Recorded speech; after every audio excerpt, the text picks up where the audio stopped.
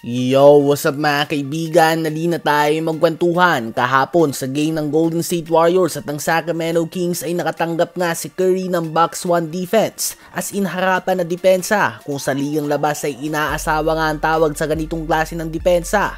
Well, naging matagumpay nga sila sa paglimit kay Curry dahil gumawa lang nga ito ng 11 points and 5 assists sa buong game.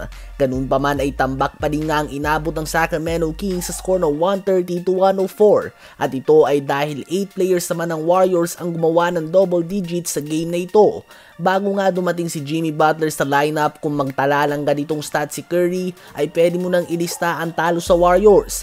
Ngunit ngayon nga ay hindi na pwedeng mag-focus lang ang depensa kay Curry dahil may Jimmy Butler nga na literal na kayang magbuhat ng team patungo sa NBA Finals. Oo, si Draymond Green nga ang highest pointer kahapon with 23 points. Subalit the last time na pinangunahan ni Draymond ng Warriors sa scoring sa isang game ay noong Game 7 pa versus Cleveland Cavaliers sa NBA Finals. At ito nga ang pinagkaiba ni Draymond at ni Jimmy Butler. Pareho nila kayang patakbuhin ang opensa ng Warriors. Ang pinagkaiba lang ay 90% of the time ay ipapasa nga ni Draymond Green ang bola at komportable ka nga na hayaan siyang tumira sa labas. Habang si Butler nga ay hindi mo matansya dahil hindi mo tiyak kung nasa mood ba siya na gumawa ng 30 points o magiging playmaker lang siya. Si Butler nga ang performance niya ay nakadepende sa depensa na matatanggap niya. Habang si Draymond maluwag o mahigpit man ang depensa sa kanya ay pipilitin niya pa din na hanapin si Steph Curry. Kaya naman kailangan nga ng mga teams na mag-adjust sa depensa ngayon na hindi porket ma-shutdown o malimit mo si Curry ay tiyak na ang panalo tulad ng noon. Dahil kay Butler ay ibang usapan na nga ngayon mga kaibigan. Ano ba masasabi nyo tungkol dito? Habang ang Clippers naman ay gumawa ng napakatinding run kontra sa Atlanta Hawks. Down 11 nga sila patungo sa halftime sa score na 61-50. Subalit natapos ang third quarter na hawak na nila ang 88-69 lead. Gumawa nga sila ng 38-8 run sa third quarter lang.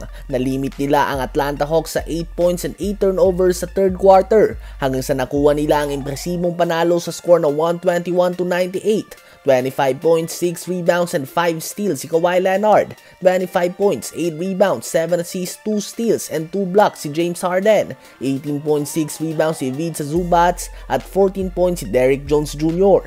Habang ang Cleveland Cavaliers naman ay tila ba nakalimutan na nga matalo matapos sa gumawa ng 15 straight wins to start the season at gumawa ng 12 straight wins sa gitna ng season na ito. Ngayon nga ay may 16 straight wins na sila mga kaibigan matapos sa talunin ng Memphis Grizzlies sa score na 133-124 kahit na gumawa si Ja Morant ng 44 points, 8 rebounds, and 7 assists. Nanguna sa Cavs ng 22 points, 11 rebounds si Evan Mobley. 20 points, 9 assists, and 4 steals si Darius Garland. 18 points, 5 rebounds si DeAndre Hunter at 16 points, 6 rebounds si Jarrett Allen.